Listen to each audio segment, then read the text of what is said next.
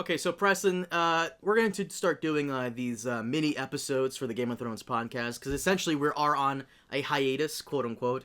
But I still like to discuss Game of Thrones every now and then. We're not going to do like an hour full. Is that all right with you?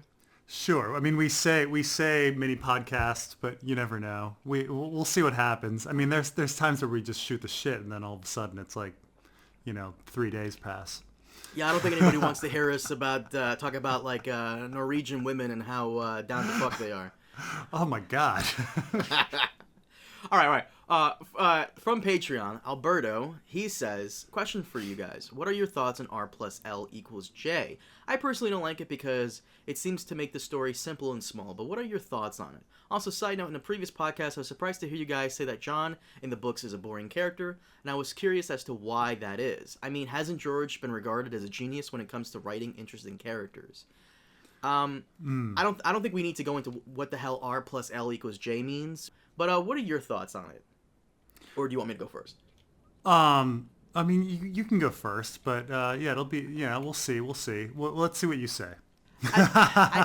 I got to agree with Alberto here. When I first heard of the whole R+L equals J theory was from Comic Book Girl 19's Stark video, because back then I wasn't too into the whole Thrones online community, and even reading the books on my own, I never really thought to put any of the pieces together, considering the clues kind of come in random sections here and there and in different books, and how it's never really on the reader's mind about who his parents might be. Like, why should we really care about that? Or at least it's not super focused on. We're more worried about what's going on with Dany and Essos, or if Tyrion's gonna get out of this jam, You're not really focusing on Jon's parentage, especially when he's kind of boring for a good chunk of book 2 and some of book 3. Hell, he's not even present for book 4, so it's definitely one of those things you'd only catch if you're either looking for it or rereading the books over and over again, which is something you've done.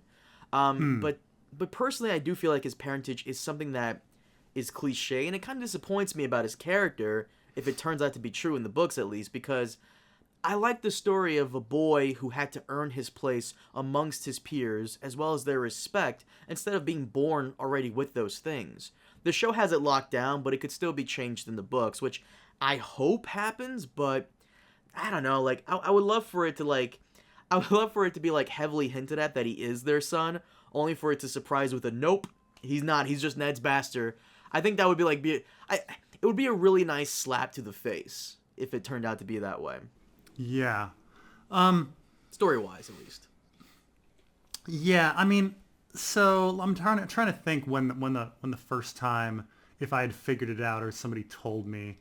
I think I must have heard it in a conversation first, but it's funny because so I don't think I figured it out on my own, but the only reason is because there's so many characters, and you have the next book to worry about. So well, the first time you read through, you're not sitting there processing it because you're like, oh my gosh, I've got thousands of pages to go. And so you're reading fast. You're reading it like a Stephen King book rather than a George R. Martin book. Not realizing that it's so dense. You're just kind of getting to the next plot point, like a page turner book. And so only for that reason, I think, you just kind of pass it up. You just don't even think about it being important. Lyanna and Rhaegar are these tiny little minor characters that you're not even thinking about. You're trying to keep track of all of these other characters. It only starts getting into the, if you just had Game of Thrones by itself, like the first book by itself, and you had to analyze and think about that, it's not a difficult riddle in the sense that you have one person who doesn't know who his parents are, and then you have a baby at the Tower of Joy, and so it's not that hard to piece that together, and so in that sense, I think it's kind of too simple of a puzzle, and so I didn't like it in that sense. In the first book, we have one person who's looking for their parents, and then we have a mystery baby. It wasn't difficult. The only thing it's not a difficult riddle. The only thing is that you're not looking for it because there's so many characters and there's so much story. But my problem with it later, when I started thinking about it, is it actually gets into kind of the Last Jedi issue of this book, the main purpose of it is to show that war is horrible and the political system is horrible. And the main thing that's wrong with the political system is that it's still built on divine right. It's still built on heritage and what house you were born into, and it rests on that there's something like special about our genetics, and that's kind of very insulting in a modern society where we're supposed to be all judged by our own personal merit, which is actually what The Last Jedi is all about, right? Like, isn't it insulting that the Jedis have this birthright that you're born into being a Jedi and only the Skywalker clan can do it, and therefore divine right, they should be ruling us all. Wait, is that what you got? Because Yeah. I don't want to burst your bubble here, but it's not only even Jedis who have kids. I don't think sometimes their kids don't have like a strong connection to the Force. Not everybody who is a Jedi. Fuck, how is it again? I remember the lore. Basically, the people who can be Jedis are those who have a strong connection in the Force. And sometimes they're born into people without Force abilities. And I don't think it's only the Skywalkers who run the whole Jedi Order, is it? Right, but I think it's supposed to be a genetically determined thing, because you have at least the father to children, Darth Vader to Luke and Leia kind of thing, and then if you go prequels, you have midichlorian counts in their cells, and then Force Awakens though changes that. I mean, not Force Awakens, Last Jedi changes that all, because at the end you have that random kid at the end has Force ability. And so I guess it's the idea that now anybody can be a Jedi. Like anybody, this is now opened up to anybody. And, it's kind of, the metaphor for the political systems. Like before, ruling was about kings and their families. But now, we have democracy. Anybody can be president. Literally anybody that can be president. It's a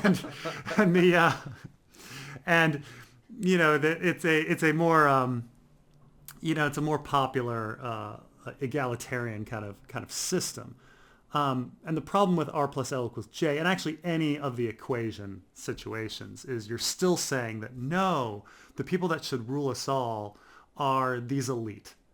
And that goes against certainly George R. Martin's beliefs. It goes against, modern political belief. If you're really trying to criticize the political system, which A Song of Ice and Fire does, this birthright crap needs to be ignored and broken down.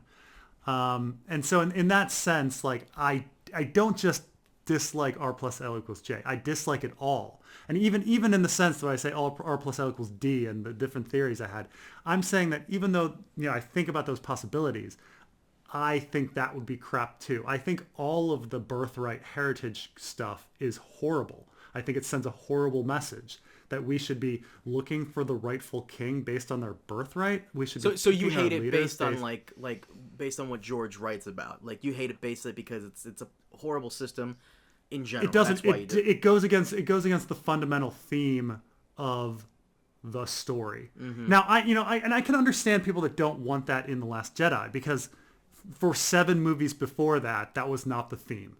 Okay, the theme of Star Wars was never, isn't it a horrible world that we're ruled by elite? Because Star Wars never addressed the concerns of the people and the average Joe. It was a story specifically about Luke Skywalker. When Alderaan got blown up, we didn't see any average Joe dying. We saw none of the trauma. Mm-hmm. But A Song of Ice and Fire, it's all over. All we see is the death and destruction that and how it affects everyone. The lowborn, the highborn, and what a horrible system this whole thing is. And so it would be such a letdown. And I'm hoping that even if R+L = J is true, that Jon Snow does not rule, that the ruler is not him. Like, I'd rather have it be, after the fact, after Jon is dead, everyone's like, wah wah, he was really the king. Like that would be more George R. R. Martin and maybe fit with it all. But it's this whole like he is the birthright to be the savior, to save us, based on prophecy.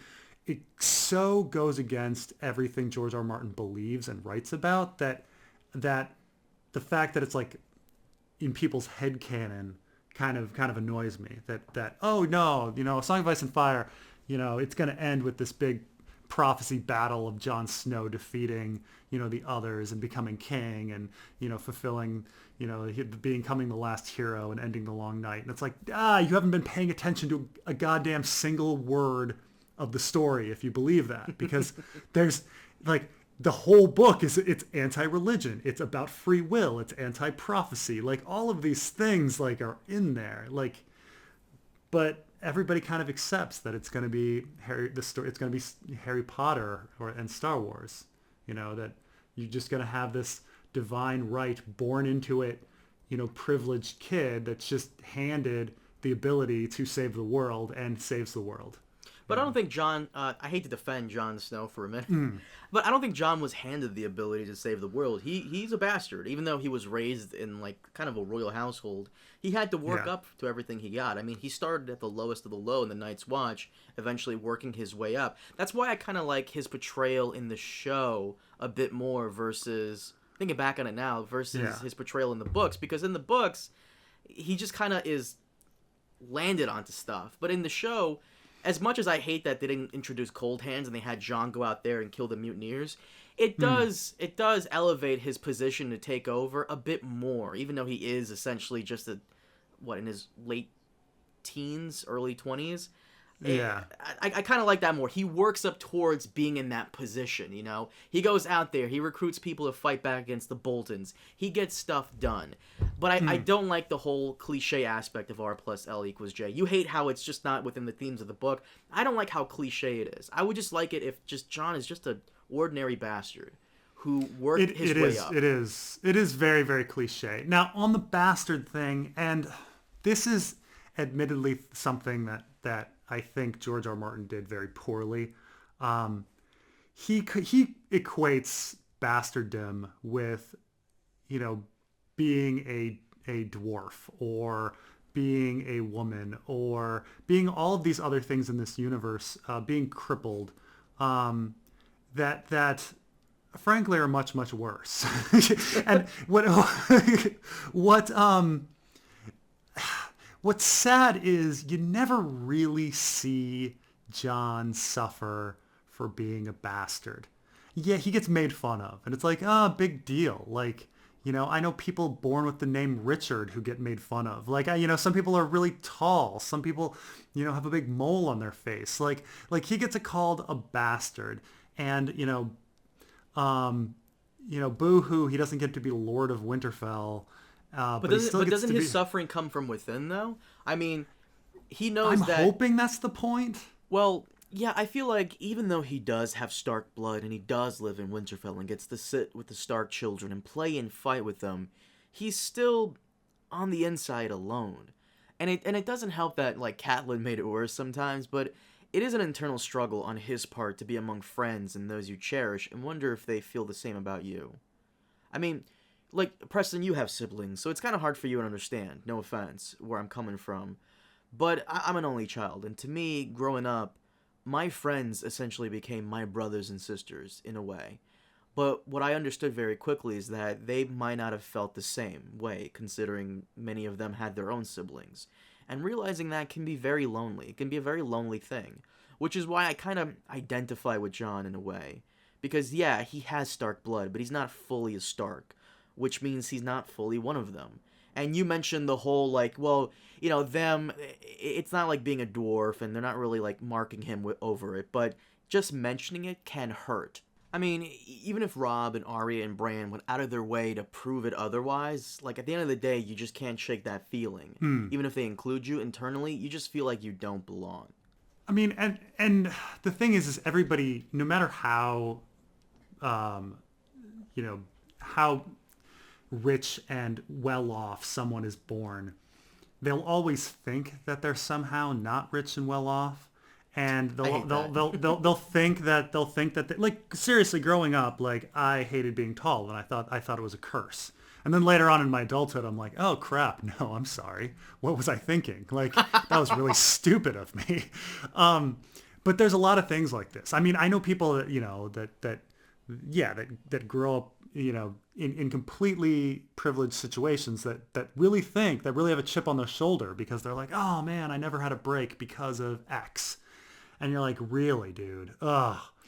And when I read Jon, that's how he comes off to me. Like he comes off as a bitcher and a moaner who had a freaking great life, and I guess I'm really hoping that was George R. Martin's like intention, that he wasn't actually trying to make him an underprivileged character that has now risen to a position of power all on his own merits, because he's not a person who rose to anything on his own merits.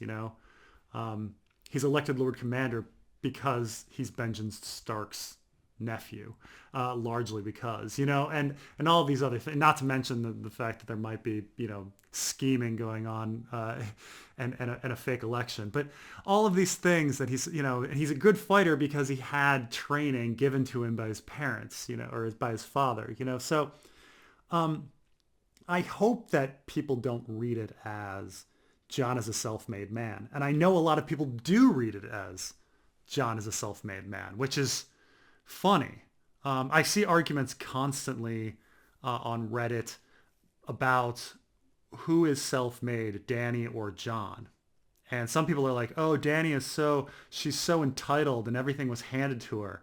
And then the argument is like, well, what is Jon, and really, you think Dany's entitled? Didn't she like achieve an army on her own? Didn't she, conquer these cities on her own? And people will be like, oh, but she was just handed these dragon eggs and they just happened to hatch for her. That's all getting handed to her? Well, everything is kind of handed to Jon too.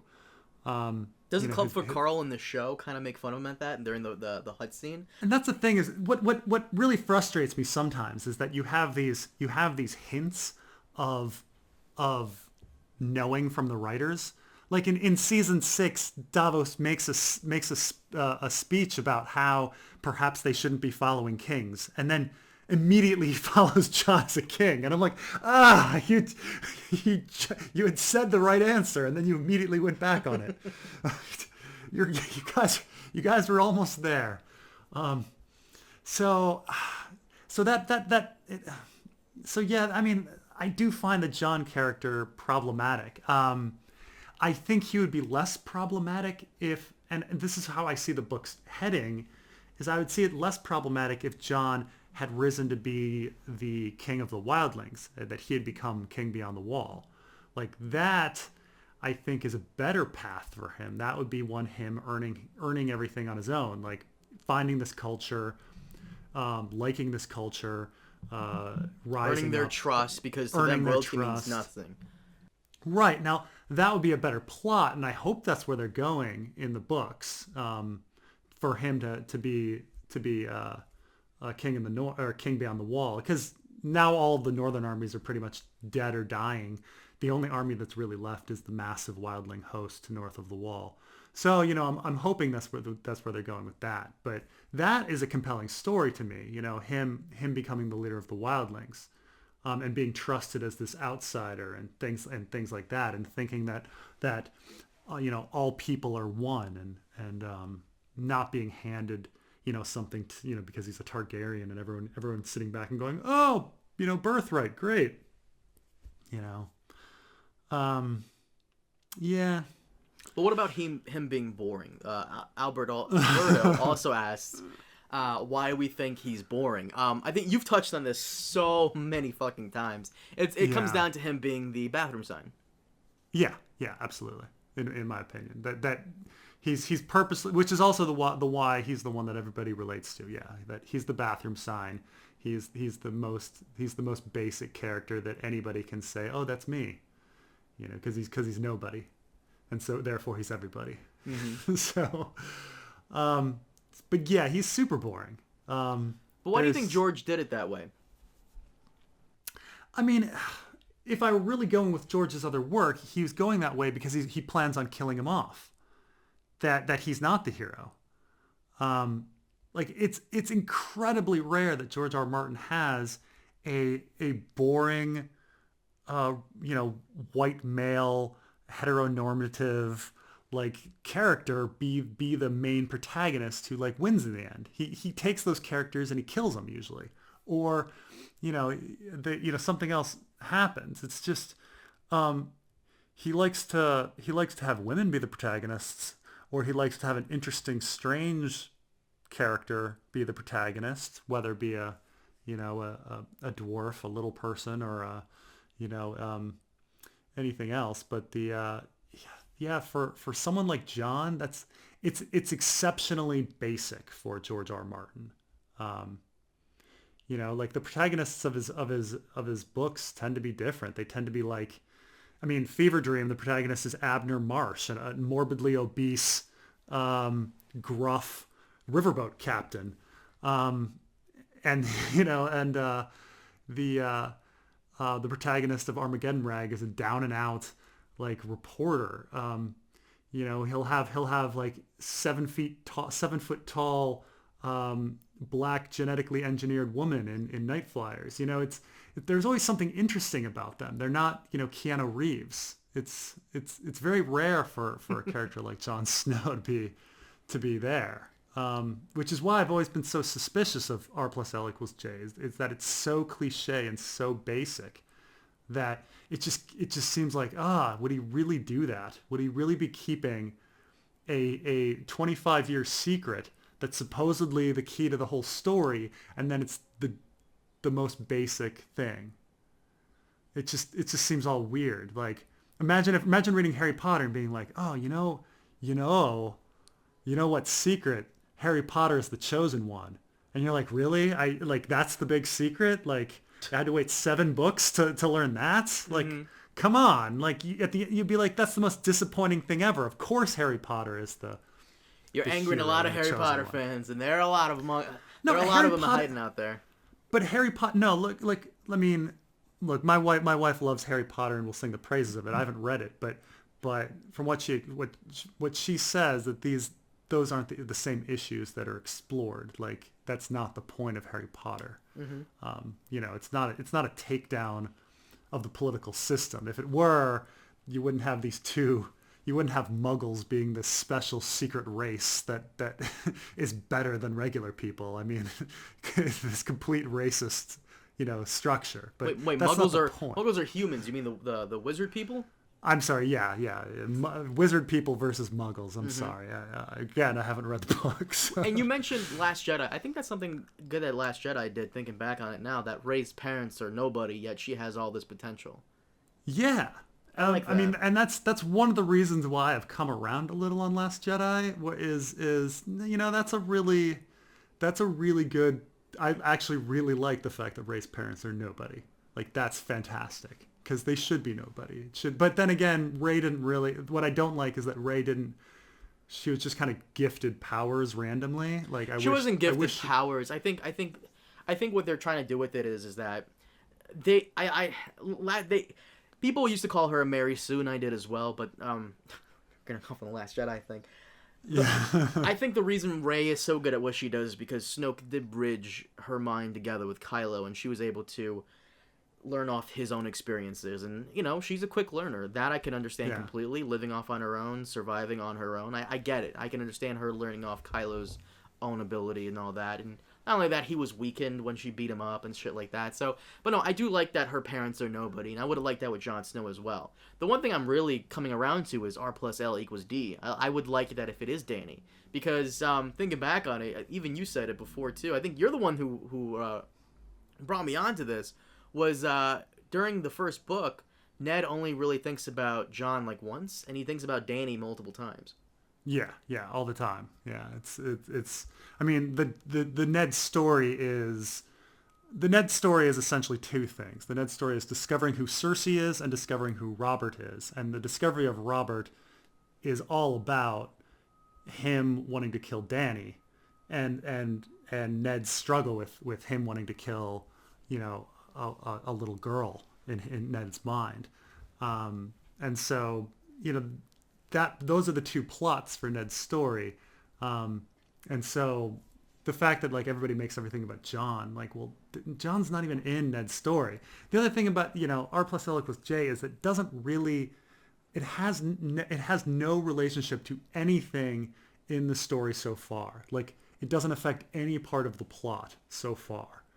And yet everyone's you know, assuming that it's going to be this big thing when it hasn't affected anything. Nobody cares. And it's not like John Connington is sitting around going, "Oh man, who is I wonder if Rhaegar had a secret child with Lyanna in the Tower of Joy." Like, it doesn't affect anything. Like, Cersei's not sitting around going, "Oh man, that Lyanna Stark." Like, it's just it's so irrelevant to everything.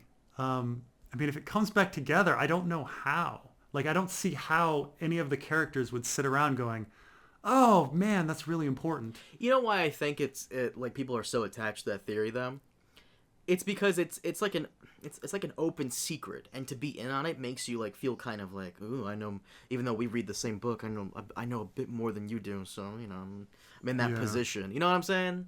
Mm-hmm. Yeah, it's easy to understand as well, and you know, it's a very complicated tale, A Song of Ice and Fire, and so it's a way to understand the story in a very overly simplistic manner, and I think in a way that's incorrect, which is sad.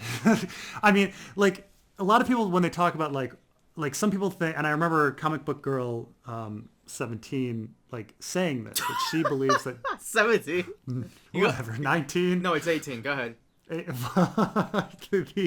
That she had said that she believes that Jon is the Song of Ice and Fire. That somehow, that having like genes from Rhaegar and genes from Lyanna are somehow two songs that are coming together.